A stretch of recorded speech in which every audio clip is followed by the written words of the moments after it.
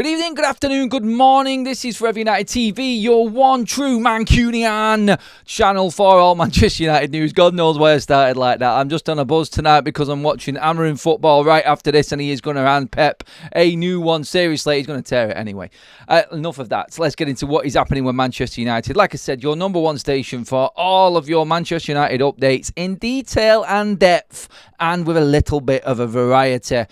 Well, let's be honest, there's no one really bringing news like I do, because I'm just a bit of a loon when it comes to Man United, as you all know, and you will see later while I'm celebrating sporting goals against City's Pep side. But we've got a lot to talk through. We have got a banger of a show for you tonight, everybody. We have got news on injuries regarding Lenny Yoro and Kobbie Mainoo, two stars coming back for Ruben Amorim. He has literally just said he's coming to Manchester United, and then everyone's just gone, oh, I want a part of this. And all of a sudden, everybody is fit at Manchester United again. It is fantastic news for Manchester United. It is absolutely brilliant news for the football club and the fans. We've also got news on targets for the summer. Again, Jarrad Branthwaite has been talked about again. More information on him. And Harry Maguire wants a new contract. He thinks he will get a new contract at Manchester United because he is going to impress Ruben Amorim with this spell of games that he has got before the end of this season, and contract renewal talks start after that in the summer. Like, honestly, credit to Harry Maguire, by the way, for that. And you know what? Attitude-wise, can't fault him. He thinks he can do it. Let's see, Harry. Let's see what you got, son. Plenty of games to prove yourself. I don't think he's going anywhere in January because we cannot afford to because of the injuries, which is where we're starting our show tonight on the injury front. And it is good news, Reds. It's fantastic news, in fact, because not only will we see Tyrell Malacia this Thursday, possibly against PAOK, we may even see Lenny Yoro in training tomorrow. I'm there, so I'll tell you straight from the horse's mouth. I'll get some footage. I'll be there watching him train at Carrington tomorrow morning. So we are hearing rumours that he may be in training, a little bit of a cameo. Look, Lenny Yoro is not going to be available for PAOK or the Leicester game, but he is going to be available for the Ipswich game for the start of Ruben Amorim, which is what I started the show with, saying that Ruben Amorim has just got everyone now all of a sudden bang on fit, ready to rock and roll, which is fantastic. And even better news for the Reds is that Kobbie Mainoo has fast-tracked his recovery. This is what you get with teenagers. They get injuries, yes, but they recover a hell of a lot quicker than anybody else. Luke Shaw. But Kobbie Mainoo is also back and could actually feature against Leicester. Again, proof is in the pudding, is in the eating. The eating will be me at Carrington tomorrow, seeing if anyone is in training that has been out for a while. We will be having we won't need the binoculars, actually. It used to be like that and used to try and spot the players a bleeding mile away. But right now, the way it's set up at Manchester United, they let you watch the training literally, 5 feet away from the players.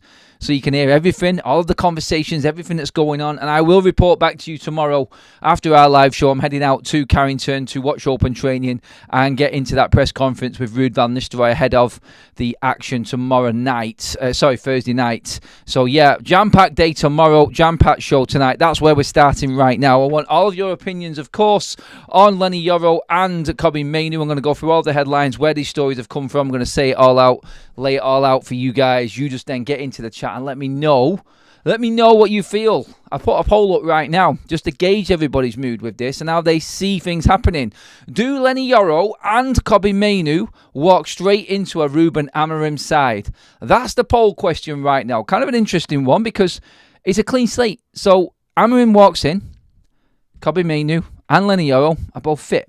He gets to decide off the players that he sees. And let's not forget, neither of them players are going to be on international duty. So he's going to have a lot of time at Carrington with certain players, talking to players, sieving players out, figuring out what they're all about, giving a little bit of a sort of head start when it comes to getting to know players, because obviously when you've got all of them there in one go at Carrington, it's like, boom, there you go, there's your full squad. Who are you going to talk to first? It's a bit overwhelming. Massive squad, players, everybody wants to be in that side, and it's a bit overwhelming maybe, but with some being away on international duty, you could maybe sit down and actually talk, or get a small group together, a bit of training, find out what it's all about, ease his way in a little bit. But you've got to look at that and go, like, forget about everything that's gone before. Forget about all of the other games. Forget about the crap start, the horrendous football that we've seen this season so far. Amorim walks through that door and he has got everyone at the training ground fit and available. And by that I mean Malacia, Yoro, Kobbie Mainoo. They're the newest that have come back off the injury line anyway, let's say them. And what's he going to look at? He's going to look at training. He's not going to judge off previous performances. If he went off previous performances, you're leading dropping everyone, aren't you? So reality is that they've come back at exactly the right time. And why I've put that question up in the poll is simply because I feel like they do walk straight into the side. I think they fit his system.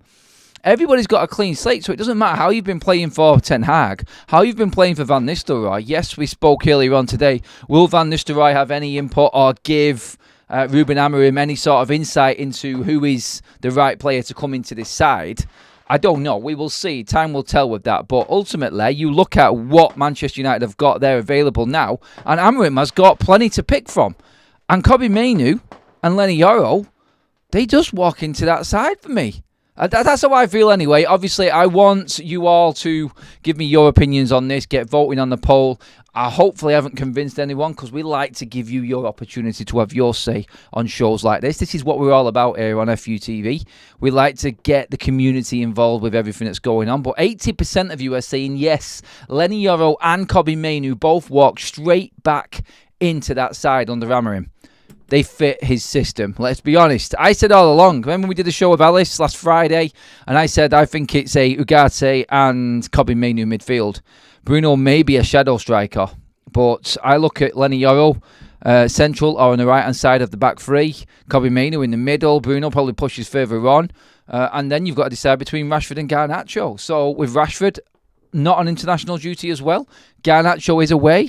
Maybe Rashford sees this as his opportunity to sneak in the back door and just go, you know what, boss? Look what I can do. Look at these 30-yard pingers that I can bang. Look at the pace that I've got. We'll see anyway. But in terms of Lenny Yoro and Terrell Malacia, I mean, it's fantastic news. It was the MEN who broke the news about Kobbie Mainoo. You can see it running. Actually, it's on the tweet at the bottom of your screen right there. Kobbie Mainoo could possibly return to the Manchester United squad ahead against Leicester, ahead of the game against Leicester this Sunday, which is brilliant. Look, even if he doesn't play, even if he isn't involved against Leicester, we don't care. The fact that he is back in training and will have 2 weeks to train with Ruben Amorim is all we really care about.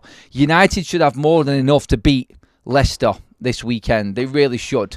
But Lenny Yoro, who turns 19 next week, will not play against PAOK on Thursday or Leicester on Sunday. However, perhaps there will be a cameo from him during the open training session at Carrington on Wednesday. So if he is in the squad, if he is training with the squad in any sort of capacity, then expect him to be training them throughout the international break, which is why we are saying Lenny Yoro is back.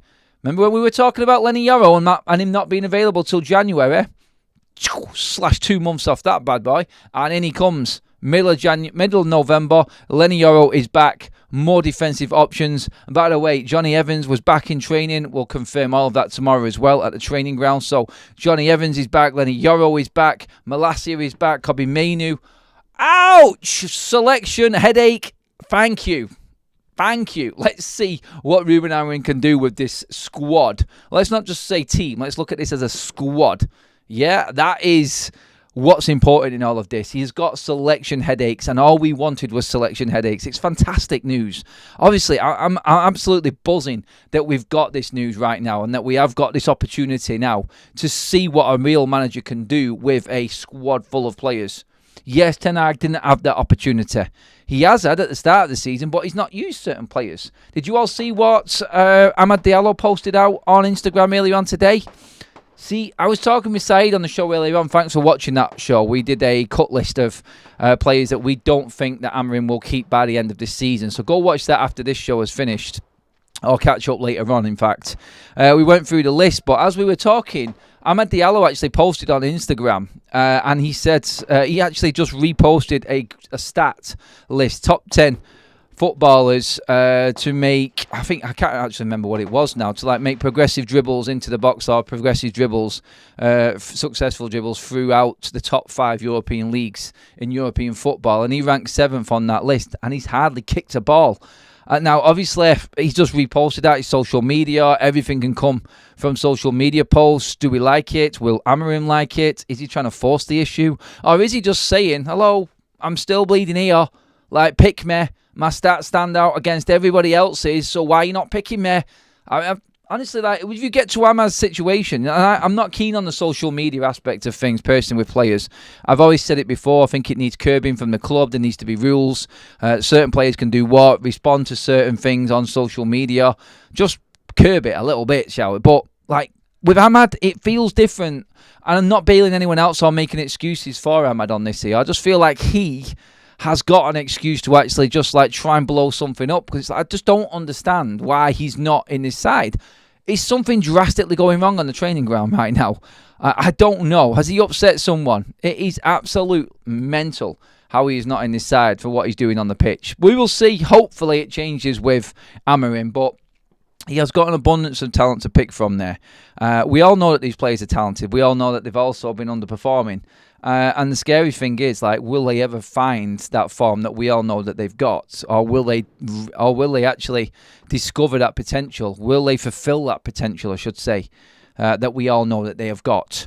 And this is what now we are all clinging on in pure hope for with Amorim coming in. I'm confident he will get it. I'm confident he will get there with a lot of these players. But personally, I think it's all down to the player attitude right now. And I've said this before, I'm not going to go over it again, I'll just quickly cover it, is that Ineos now have got a manager in, or a head coach in, that they will back, and the players need to know that he is the most important man.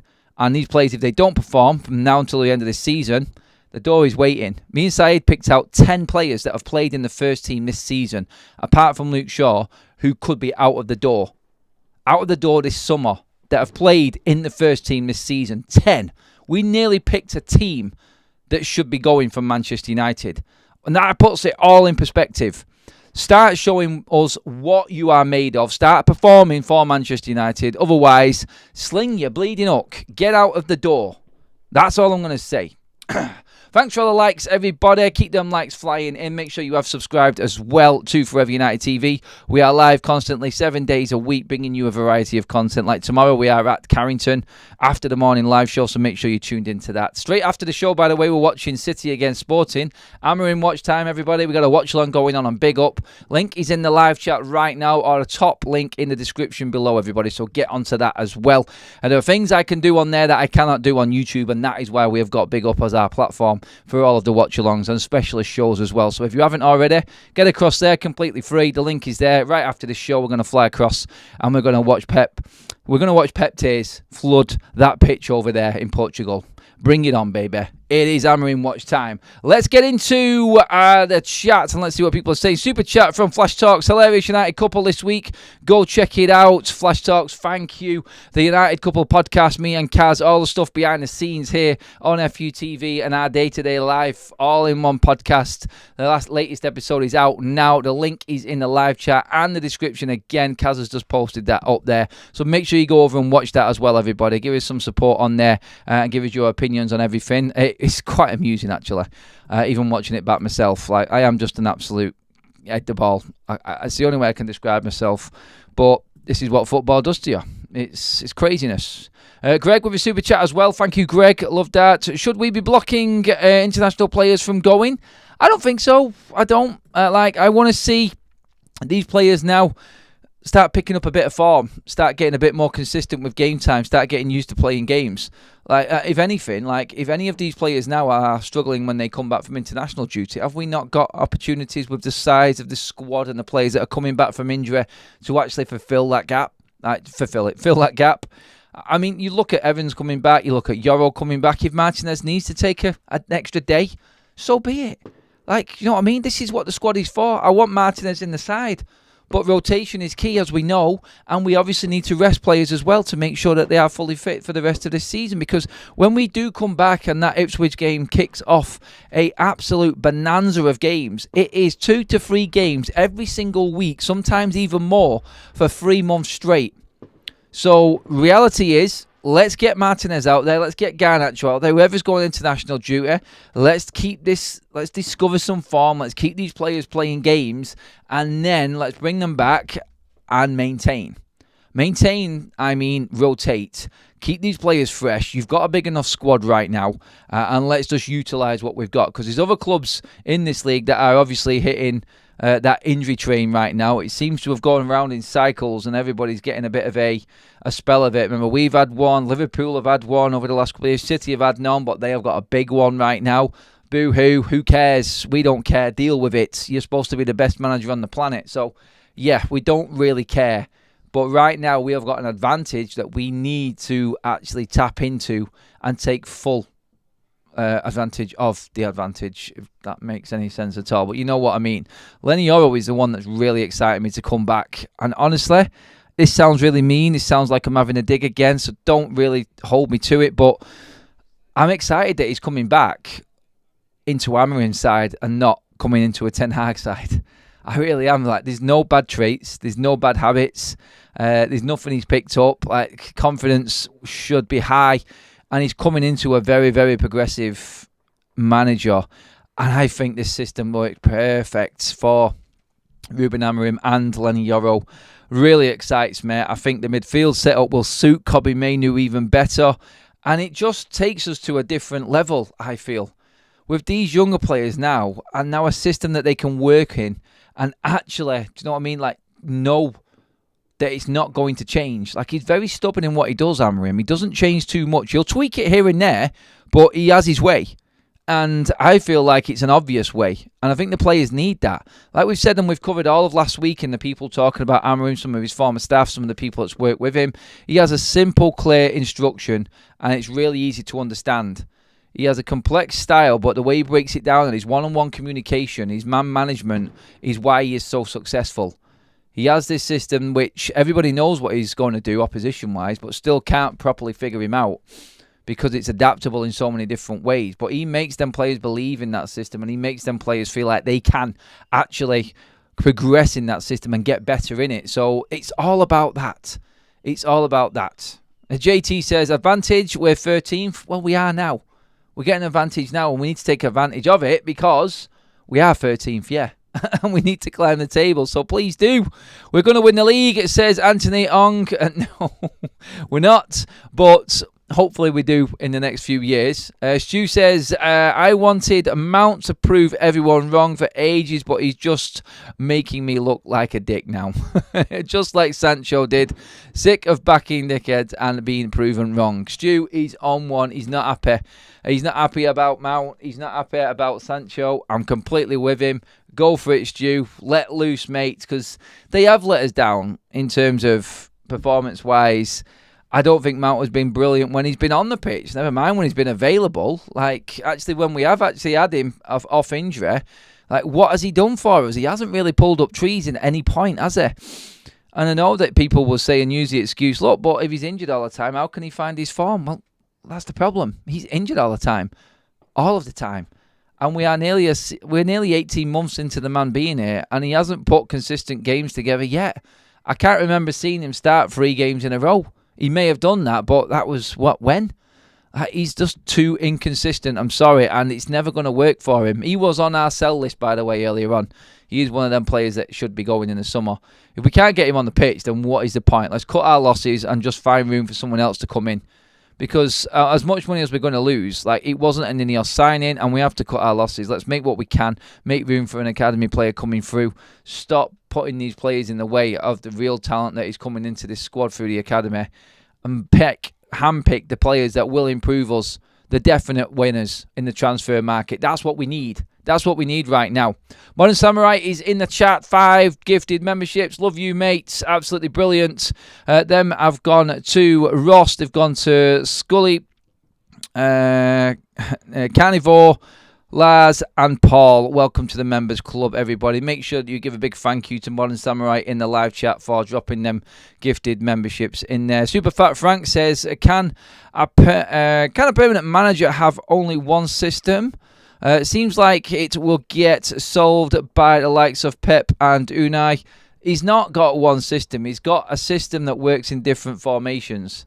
Maybe I should have actually made that point, actually, but he plays a 3-5-2, he plays a 3-4-3. He has played the 4-2-3-1 as well, and 1-3.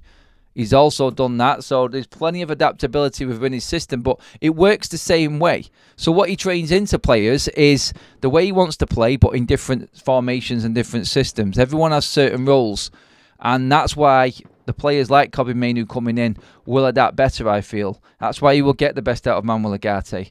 That's why you will get the best out of Eleni Yoro and the rest of this team. They will know what they're doing week in, week out, no matter what the system changes in terms of formation and whatever. We're going to go through a bit of that, actually, when it comes to the watch-along after the show. So make sure you have clicked on that link when we finish. That's in the live chat. It's also top link in the description as well, everybody. So get on to that. And I'll go through them tactics of tonight's show. We'll see how Sporting is setting up. Let's see. More memberships gifted by Anthony ONG. Thank you, mate. Absolutely loved that. Radu, Brett, Colin, Christopher, and Fitz. Welcome to the Members Club, my friends.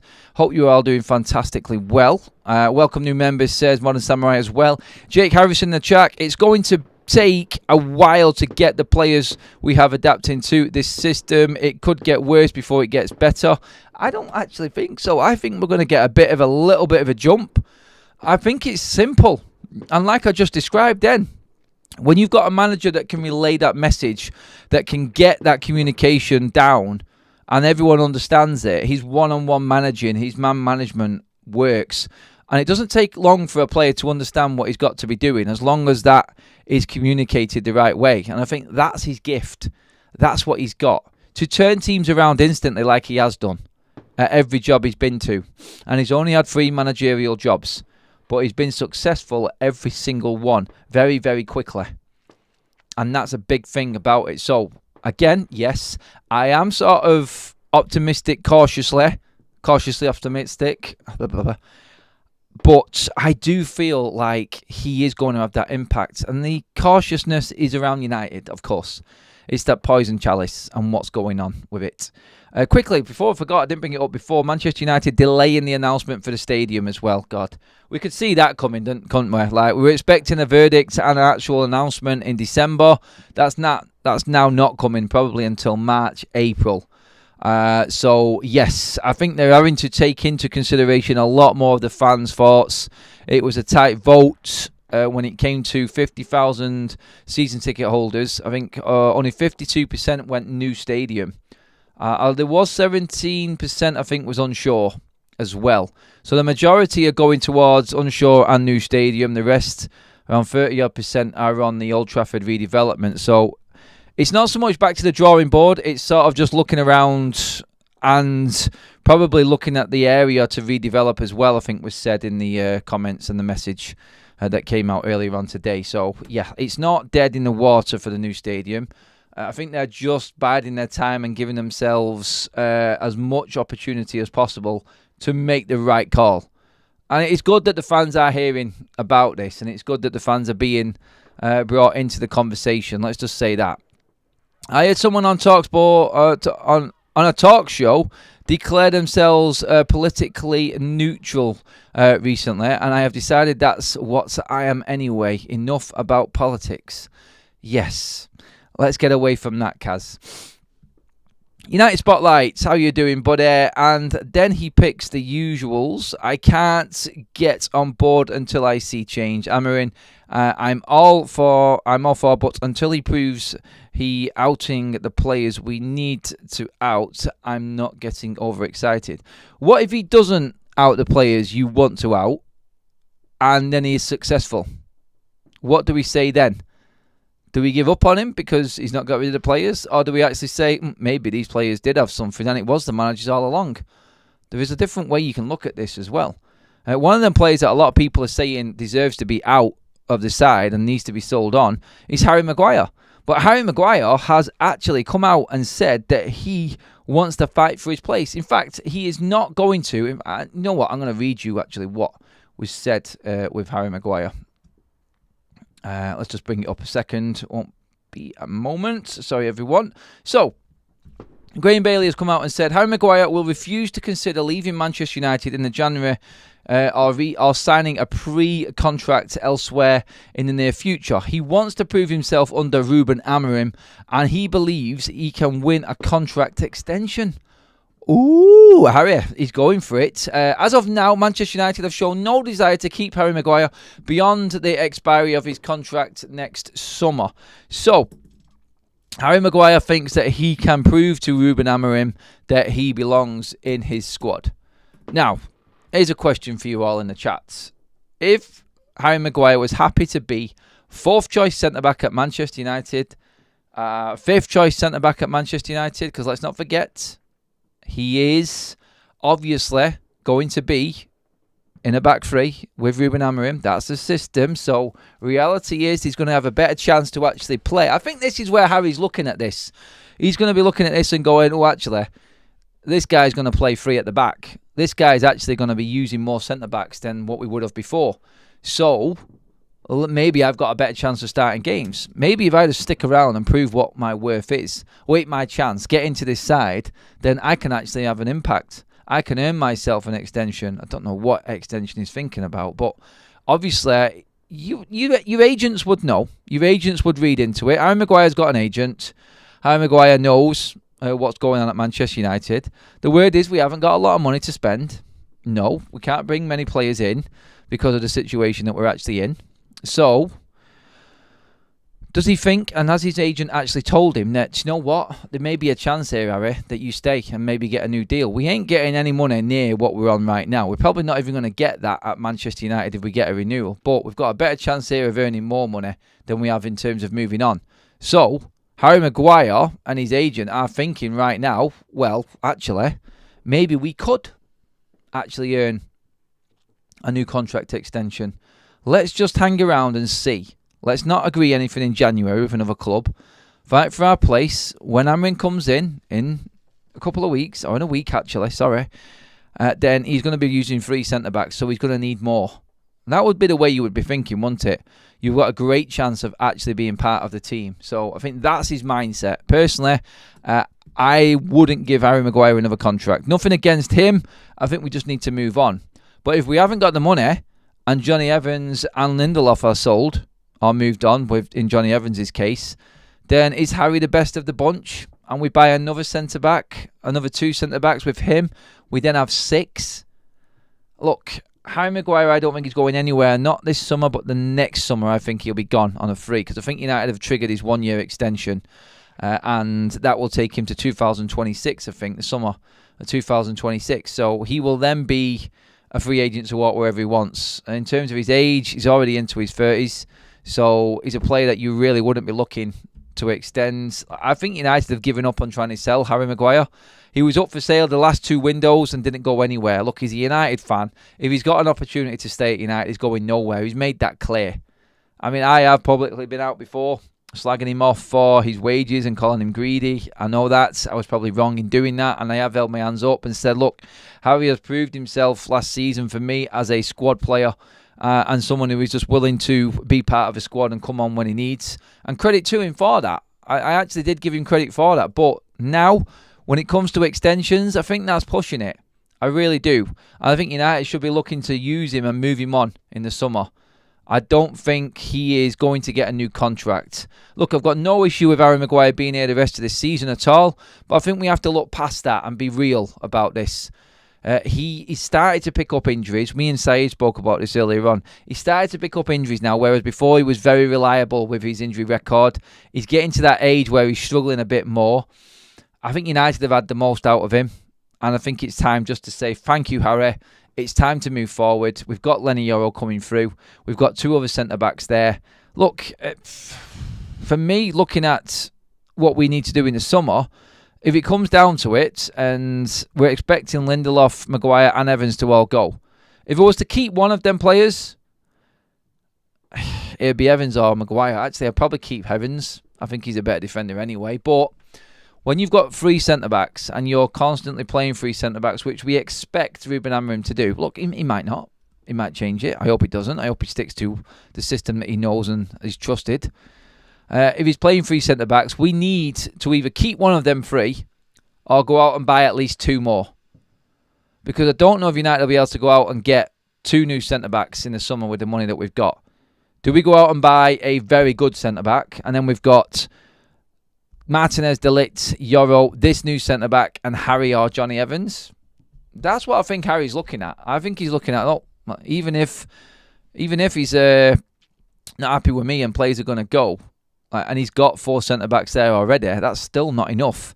You need at least 2 centre-backs in reserve if you are going to play 3 at the back. Look, I think Mazraoui can play as one of the centre-backs. I personally feel like Luke Shaw, if he was fit, could play one of them centre-backs. Don't laugh.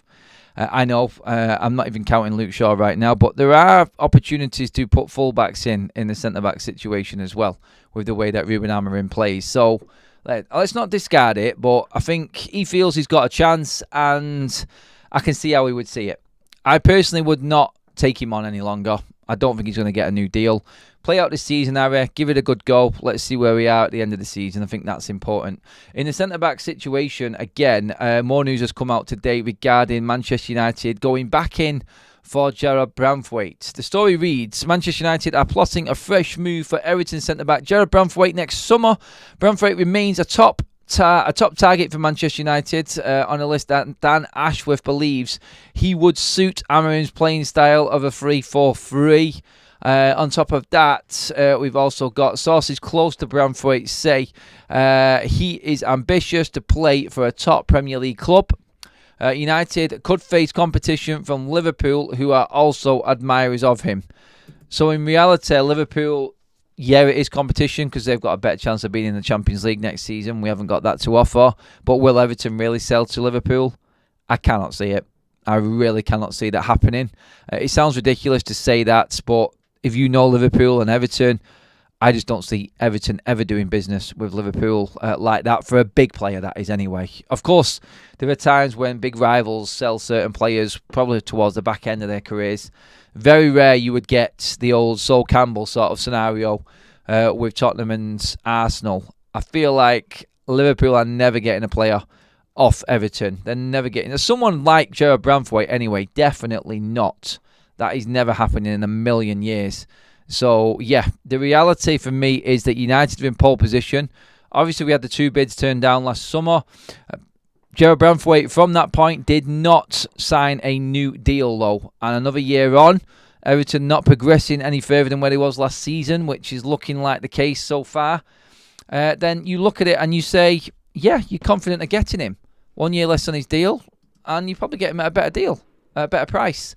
We have another poll, a freshened up poll in the chat. Would you keep Harry Maguire under Amorim?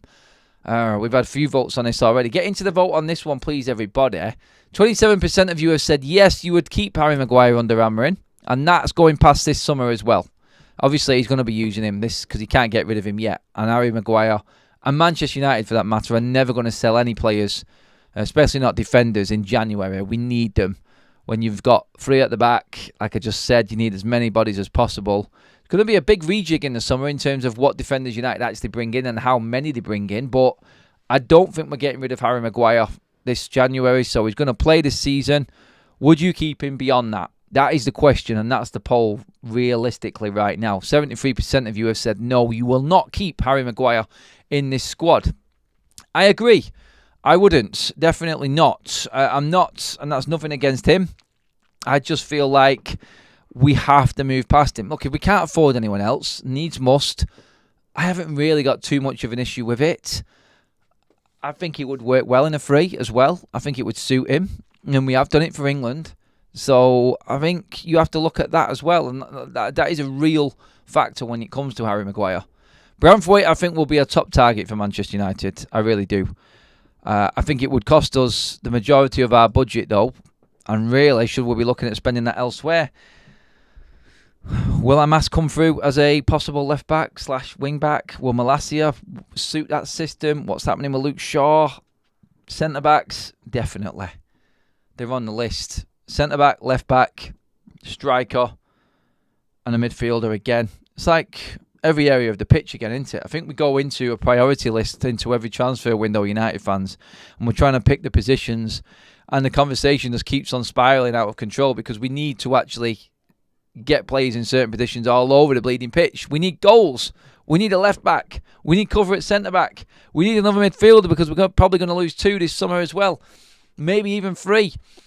So, yeah, where is the priorities? I ultimately feel like the goals are more important. If you're going to blow most of your budget on one player, it has to be a forward. It has to be someone who can put the ball in the back of the bleeding net. That's what it needs, doesn't it? It does, really, that is where United are suffering. Dave Garden, thank you for the super chat. We are more toxic than a romantic weekend in Chernobyl. Nice one. What make Amorim different than Ten Hag as the play similar type of football? No, they don't. Come on, Dave. No, they don't. They play nothing similar to each other. Where have you got that one from, mate? Thanks for the super chat, buddy, but I cannot take that one. Seriously, they are nothing alike at all. Ten Hag is never, ever in a million years going to play a back three. He's never going to play a five in the middle with wing-backs. He's inverted wing-backs for this whole time at Man United near enough. Not a chance, mate. Leo says Gyökeres, Sesko or Osimhen. Osimhen's going to be an interesting one to see what happens. Another year off his contract. Obviously, he's on loan at Galatasaray right now and doing well there. So, does he come onto the scene? Sesko will be sold by Leipzig. Oh, jeez. Sorry about that, everyone. Sesko will be sold this summer. Gyökeres will be lured in by Amorim again. He's had 2 years with him. Well, one and a little bit. 2 years in Sporting. Will he be possibly available? That's an interesting one. There are plenty of strikers actually available in the summer, and it's going to be a bit of a free-for-all because there are a few clubs that need them. I feel like Chelsea, Arsenal, United, possibly Liverpool with the way that Jota's going. I don't know what's happening with Salah and his contract running out. So you can see all of the big clubs actually looking for a top striker, can't you? We don't know what's happening with Isaac at Newcastle. I would take him, by the way, instantly. If he was running his contract down, get him in right away. Love Isaac. Florian Wirtz is a good player to bring in. Not a striker, more of a 10. American Juice. Thanks for that, Brad. Thanks for renewing your membership as well, buddy. Appreciate all of the members in the chat as well today. Babs is one of them. I think we'll see some goals on Thursday, surely. I like the way you put the question mark on the end there, Babs, because you're still not sure. I know. Well, you're there, Babs, so hopefully we do bring the goals for you. I think you deserve it. Graham says United wants Sesko. I wouldn't be surprised. Connections with Christopher Vivel setting that deal up possibly. I do like Sesko. I like the fact that he stayed on at Leipzig and sort of adapted his game a bit more and fine-tuned his game, because I thought he was very raw and unreliable in the Euros. I wasn't impressed with him at all in the Euros. He just looks like he's not the finished article. He kind of looks like what Højlund is now. And he's just stayed at Leipzig. And hopefully he will get better. I think that's what we've got to take from it. We need Osimhen, says Samuel. I've got a list of everyone who says yes on the poll. And yes on the poll is now about who is joining us for the watch-along on Big Up after this. We are watching Amorim football live on our first watch-along. It's not for United, it's for Sporting. It's Champions League night tonight as well, everybody. If you didn't know, I don't know how you didn't. Well, you do. I know you do. But yes, we are watching Sporting versus City in the Champions League on Big Up. So if you want a bit of a watch-along and a bit of a laugh with us over on that, hopefully Sporting do the job. And we can sort of see how Amorim sets up against the proper side in Man City, then do come along, click on the link in the live chat right there, completely free. Come across, get involved. You can have a call in as well if you want. We can do things on Big Up that we just cannot do on YouTube, which is why we're using them as our watch-along platform for watch-alongs and specialist shows. So do come and join us there. It will be a blast, and I'm really looking forward to seeing how he pairs up against Pep Guardiola. So, yeah, great night ahead there. To go over all of the news again, everyone, just to make sure that you're up to date with everything. Lenny Yoro, Tyrell Malacia, and Kobe Mainoo will all be available for Ruben Amorim for when he takes charge of Manchester United. Fantastic news. We may even see Kobe Mainoo as soon as this weekend against Leicester. But even if he isn't, he's back. And that is good news for Manchester United. Manchester United chasing Gerard Branthwaite still. Of course, I don't think that's any big breaking news or surprise to any United fan. We are well and truly in for Branthwaite. I think after last summer, we left it there. We come back again. Obviously, we're going to lose centre-backs. He's another year down his contract. The deal that was there before won't be there again. And United probably looked at it as an opportunity to get Branthwaite even cheaper. Clever business, you would say. Harry Maguire thinks he can prove to Ruben Amorim that he is good enough to prove that he can actually get a contract extension. That's probably the biggest outstanding news on tonight's show above anything else. But yeah, Adam, Mainu and Ahmad as 10s. What you saying? I love Ahmad as a 10. I love Mainu as a 10. That's where he played in the under-21s. I think that's where he thrives. I think that's where he naturally finds his self positioned when he's playing well. He's sort of like lured into that position. And look where all his goals have come from. He scores fantastic goals, all from a 10 area. So, yes, I look at that and I say definitely like Mainu up there. But he's got options. Ahmad and Rashford, I'm not sure how they fit in. Rashford as a shadow striker, like we've said many a times before. I think Højlund will be used. He is his Gyökeres right now. He's the best sort of profile of striker for Ruben Amorim when he comes in. And I feel like we're in an actual good place squad-wise for Amorim when he comes in. I think that's the bigger picture. And everything that we've done and said tonight, I think all revolves around Man United having options and Ruben Amorim having plenty available to him for the start of his time at United. So that's the big news out of everything.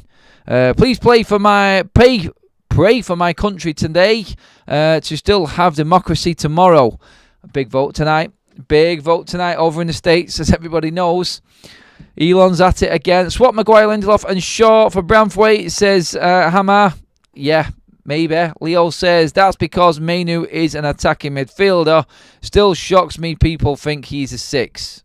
England. Southgate. That's what that is right there. But that is our show all wrapped up, everybody. Thank you so much for joining us. We are going to go across. We are kickstarting very soon on Big Up. The link is in the live chat right now. Get onto it, everybody, please. Just jump across, completely free, dead simple. We're doing a watch along for City vs Sporting. Like the video. Make sure you check out the other content up on your screen and subscribe right now. And that is us all done. Thank you, everybody. I'll see you over on Big